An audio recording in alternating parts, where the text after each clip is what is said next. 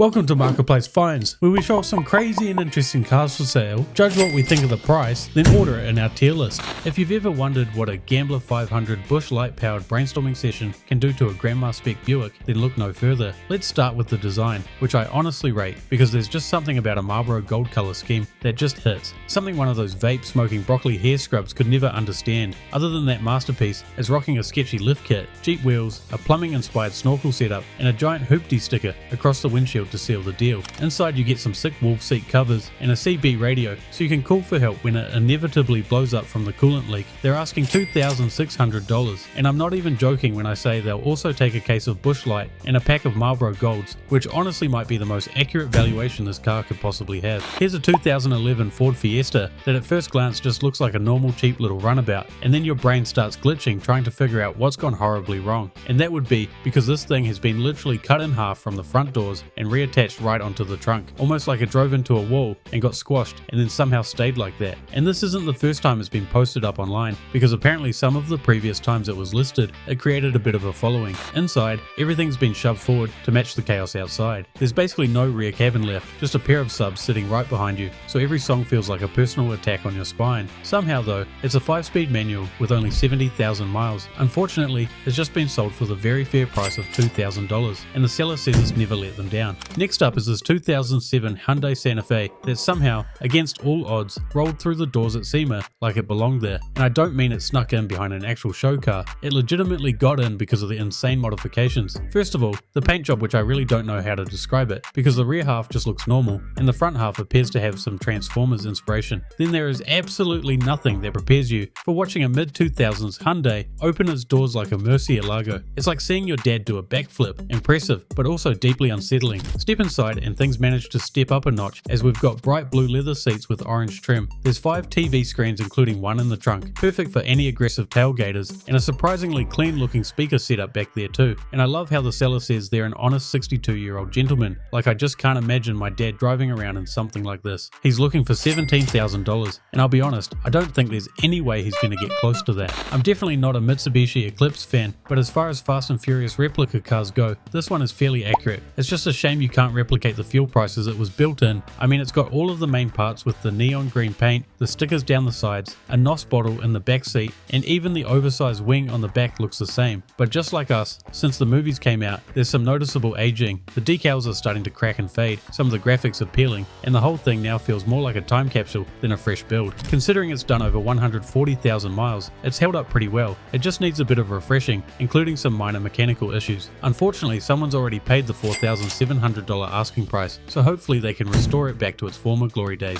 After all of those nightmares we've just seen, it's only fair we have a bit of a palate cleanser in the mix, being this beautifully modified 1947 Ford COE. It's got that proper old school hot rod vibe, but not in a try-hard way. It actually looks like it's been built with a vision instead of just thrown together. As you can see, it's been slammed down low, has a beautiful patina styled paint job, and even a fully custom interior. My only issue with this build is that the deck still needs a bit of work, and the seller makes no mention of what engine it's got. The seller's looking for $60,000, and unfortunately, they're asking a bit too much, as some similar ones have been selling for close to $40,000.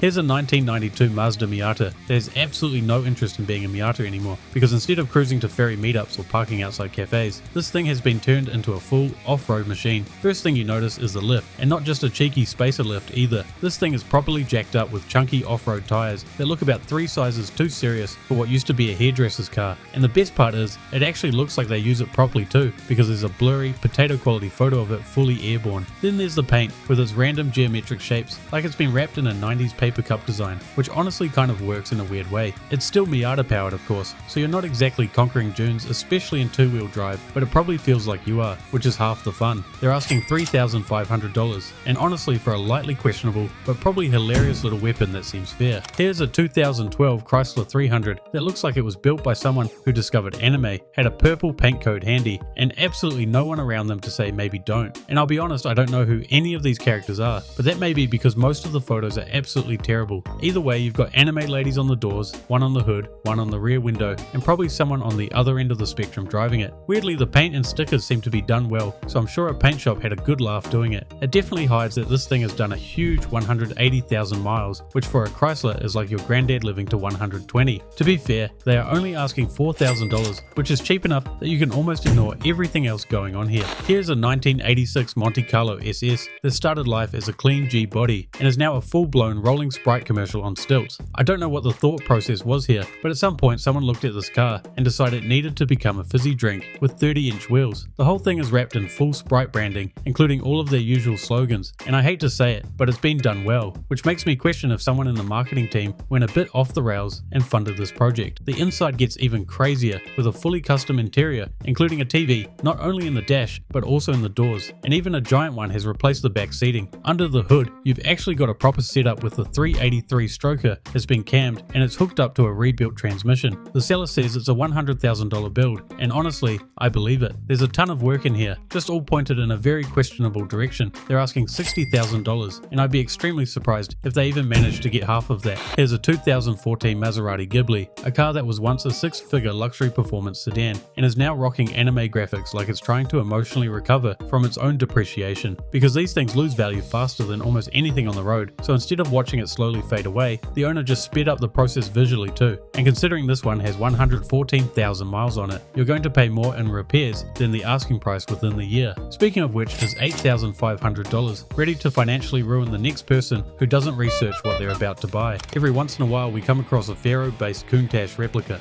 and it's usually a complete disaster. This one though, I hate to admit it, but this might actually be one of the better ones we've seen. From a distance, it genuinely passes the test. The proportions don't look completely cooked, the panel gaps aren't screaming for help, and it actually has some presence to it. You've got the proper wedge shape, the pop-up headlights, the big rear wing, and of course the scissor doors, which, let's be honest, are doing about 80% of the heavy lifting here. Even the paint job is convincing. Where these usually crumble is the interior, and instead of some horrific DIY nightmare, you actually get a pretty tidy red leather setup that at least tries to match the whole Countach vibe. They want $60,000 for a Fiero in a Halloween costume, but to be fair, it's a very convincing costume. Next up we've got a 1999 Ford F350, and I'm not even gonna lie, mechanically this thing actually sounds pretty solid. It's got the V10 engine, a ton of new parts, fresh brakes, new AC, so someone definitely put some money into it. But then it seems they handed the keys to a man with an airbrush and absolutely no supervision. You've got skulls, flames, Ghost Rider on the back, and then just casually, a few half-naked women chilling on a pile of skulls or a motorbike, like this is the official transport vehicle for a 2003 heavy metal album cover. Stepping inside, it's like the interior has no idea what's happening on the outside, the kind where the inside says church on Sunday and the outside says divorced on a Harley by Monday. Either way, they're looking for $9,500, and as you'd expect, is unfortunately already sold. There are bad ideas, and then there's whatever chain of events led to someone looking at a perfectly normal Chrysler 300 and deciding it needed to be turned into this monstrosity. Calling this thing long feels like an understatement. I'd have better luck flying a helicopter blind than making it through a car park in it. It even has a trifecta of different opening doors, most of which we can't even see clearly because of the blinding RGB lights. And the best part, the seller talks a big game about this luxury party on wheels setup, but somehow forgets to actually show the interior. For something that's supposedly the main selling point, that feels a bit suspicious. And you'd think in the full minute-long video they posted they'd,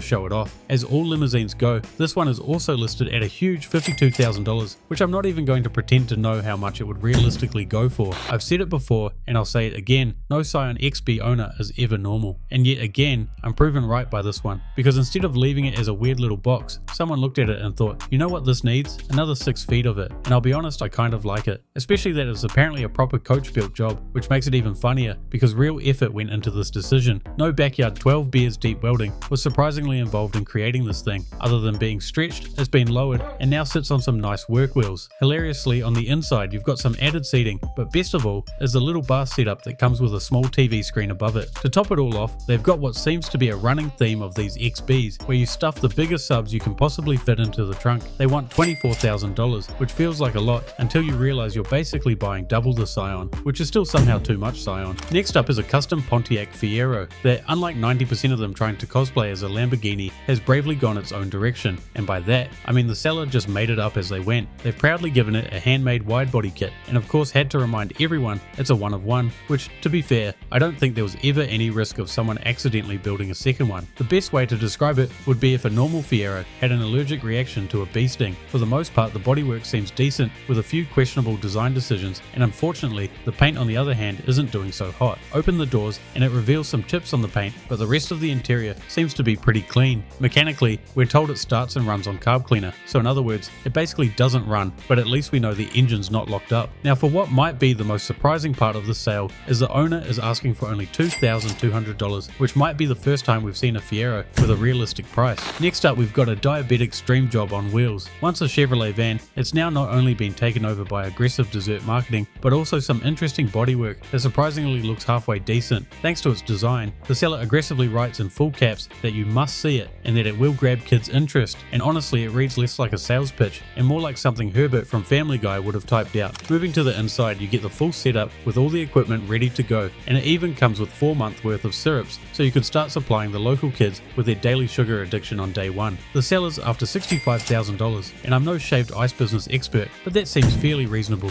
This is a 2018 Track UTV, and apparently it was made in Russia, which honestly explains a lot. If this thing was still over there, there's a very real chance it'd currently be in a grainy drone video with something unpleasant falling out of the sky toward it. Visually, it's halfway between a tank, a toolbox, and something you'd weld together after watching one too many survival videos. It's all flat panels, sharp angles, and those little tracks underneath that make it look like it should be unstoppable. And to be fair, it is powered by a Honda engine, so it might not be the fastest, but it'll be damn reliable. Inside, it's pure function over everything. 2 basic seats, a few controls, and absolutely zero comfort. Then again, even if it was comfortable, the second you drive through anything remotely wet, you're getting blasted with swamp water like a pressure washer anyway. They're after $8,500, and honestly that seems fair if you're scared of driving in snow deeper than your shoelaces. Next up, we've got a car that doesn't just attract attention, it probably actively gets you pulled over every time you leave the driveway. It's a 2014 Camaro SS that the owner decided to turn into a fully mobile advertisement for, let's just say, herbal business opportunities. And yes, this is in Oklahoma, where it's medically legal, but this car looks like it's trying to get arrested recreationally, because moving to the interior reveals it's a manual connected up to the LS3, so it's ready to have some fun. If you don't have a medical card, just make sure to give the interior a good cleaning, because you're basically guaranteed to get pulled over by one of those bald cops with his hat on sideways, sniffing around like a bloodhound for crumbs buried deep in the seat creases. The seller is after $14,500, which considering the higher mileage it's got is about right. Now I know this isn't technically a car, but when something this unhinged like this pops up on Marketplace, we have to talk about it. This is a genuine 1945 Lockheed Harpoon fuselage from World War II, and before you get too excited, no, it does not fly. In fact, it doesn't even pretend to fly anymore. This thing is basically just the world's angriest aluminum tube sitting on a trailer, and I'm genuinely trying to figure out, what do you even do with this? The seller suggests turning it into a rat rod RV or a man cave, which sounds cool until you realize you're explaining to your neighbors why there's a disassembled warplane parked on your lawn. As cool as it is, it's also kind of sad, because realistically you're not doing much with this besides staring at it, confusing delivery drivers, or eventually trying to weigh it in for scrap. The seller's after $12,000. It's either the cheapest piece of history you'll ever own, or the most expensive lawn ornament of all time. Here's how the final tier list ended up. Let us know what we got right, what we got wrong, if there's anything to change around. Otherwise, thanks for watching, make sure to like, subscribe, and I'll see you guys in the next episode.